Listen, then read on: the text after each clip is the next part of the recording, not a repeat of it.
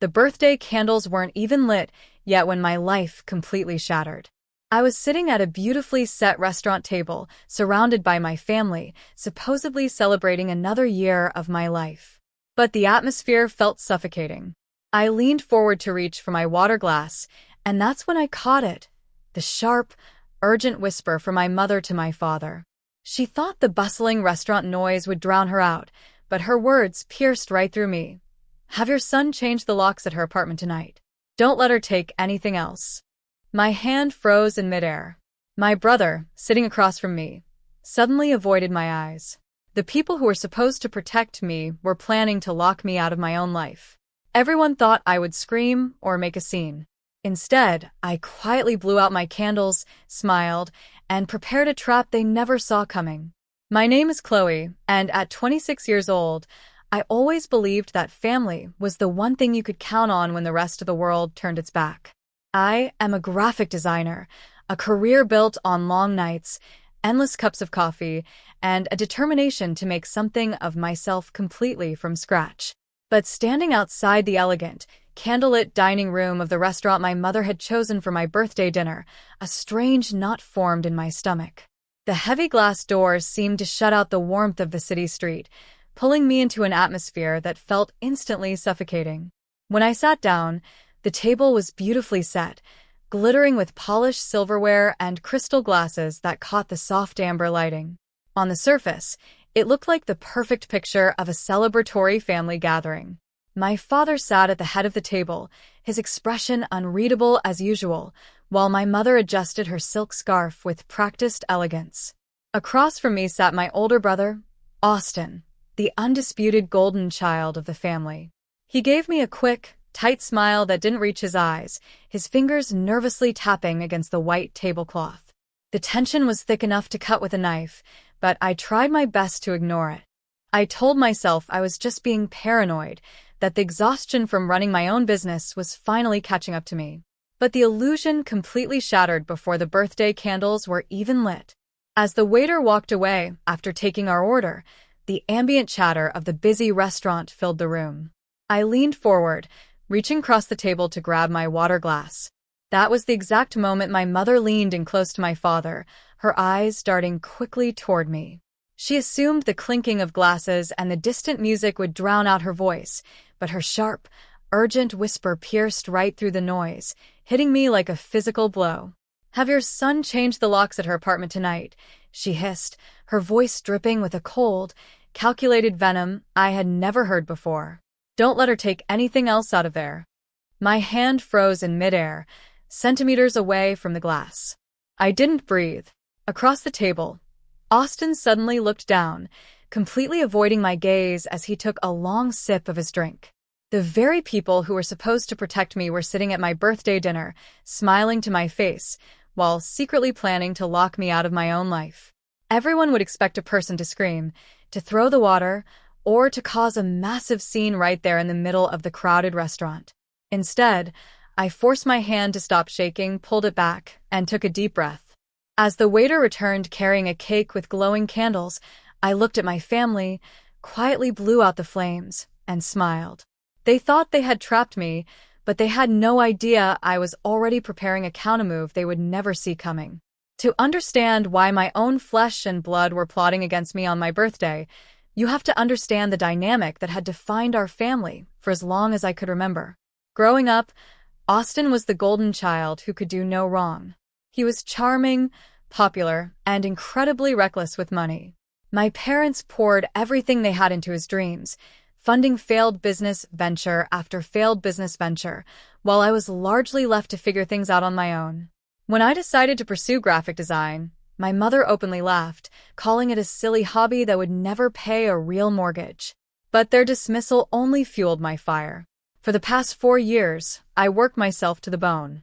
I lived on ramen, pulled 90-hour workweeks, and sacrificed my social life to build my freelance design agency from the ground up. I didn't ask my parents for a single dime.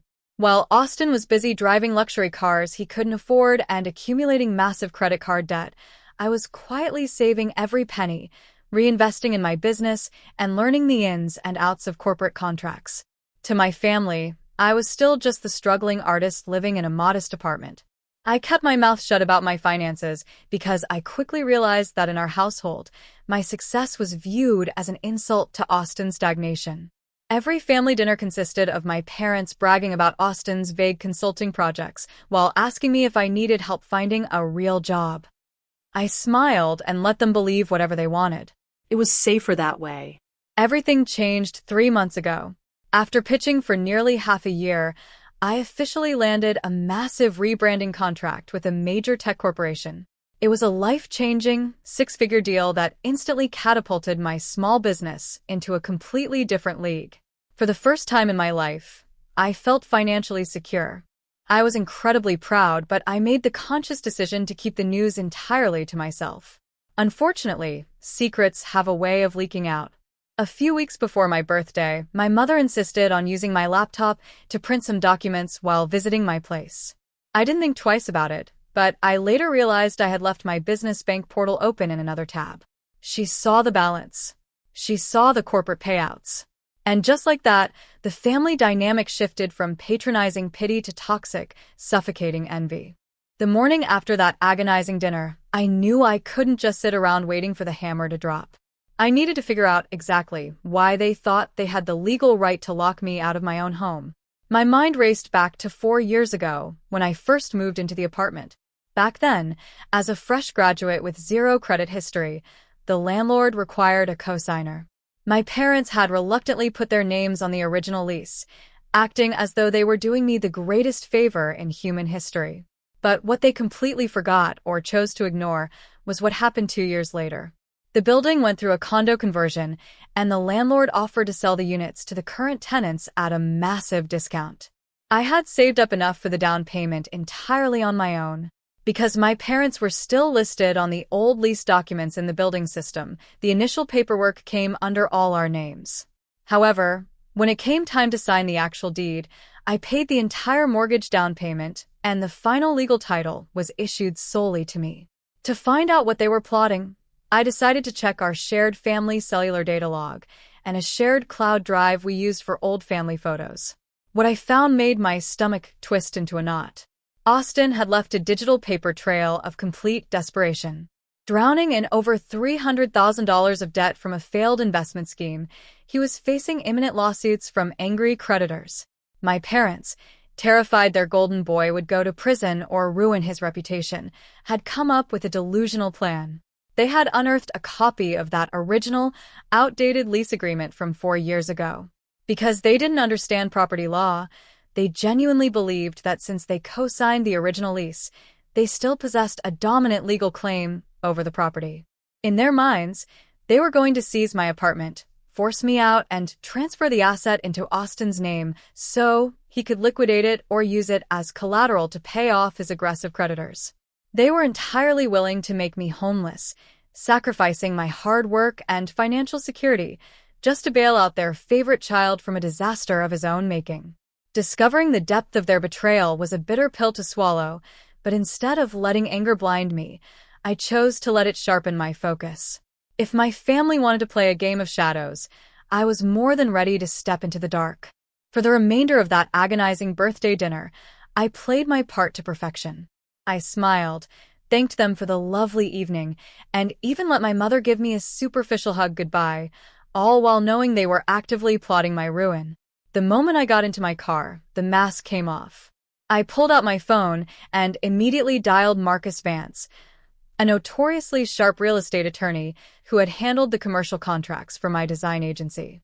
The very next morning, I sat in Marcus's office, surrounded by stacks of legal texts that felt far more comforting than my own family. I laid out the entire situation: the old co-signed lease, the subsequent condo conversion, the title deed entirely in my name, and the text logs detailing their plan to illegally seize the property. Marcus reviewed the paperwork, a slow, calculated smile spreading across his face. He explained that my parents were operating under a massive, arrogant delusion. In the eyes of the law, an expired lease held absolutely zero weight against a certified, fully registered property deed. By attempting to change the locks and evict me without a formal court order or a legal title, they weren't just making a mistake. They were walking straight into a legal buzzsaw. Marcus explained that under state law, their planned actions constituted illegal eviction, breaking and entering, and civil trespass.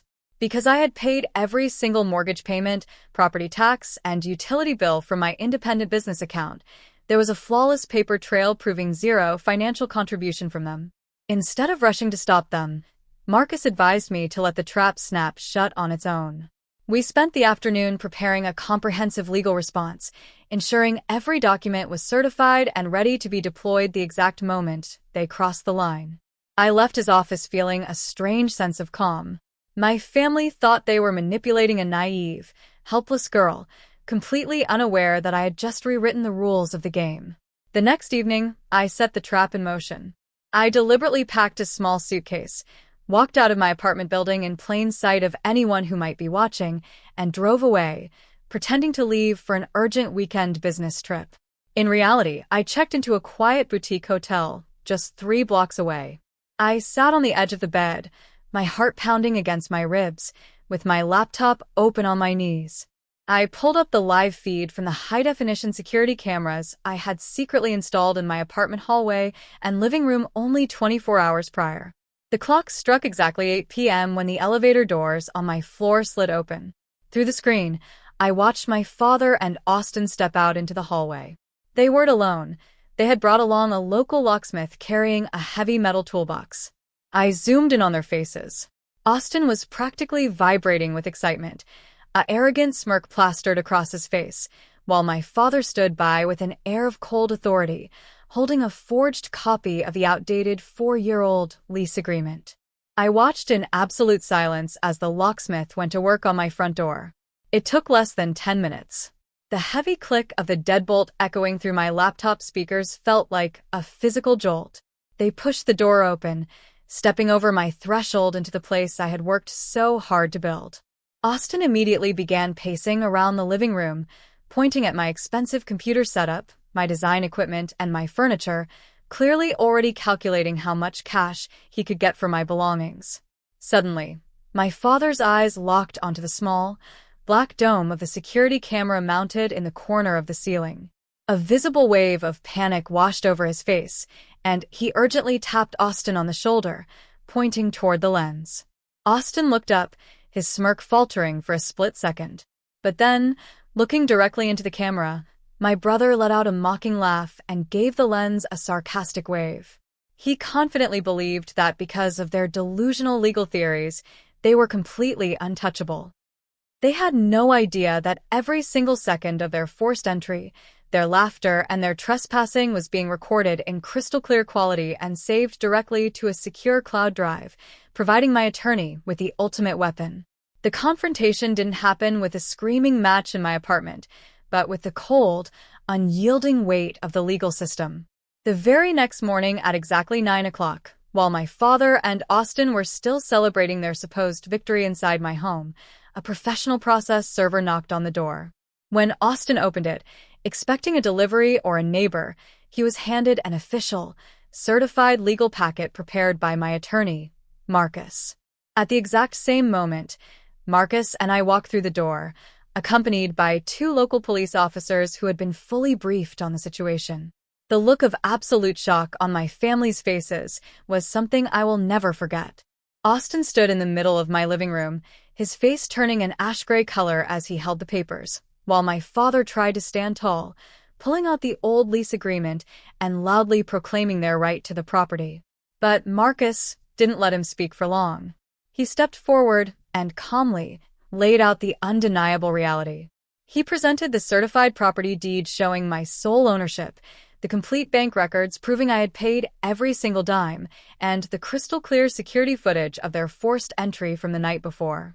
The police officers immediately made it clear that the outdated lease was entirely irrelevant, and that my father and brother were currently committing civil trespass and an illegal eviction.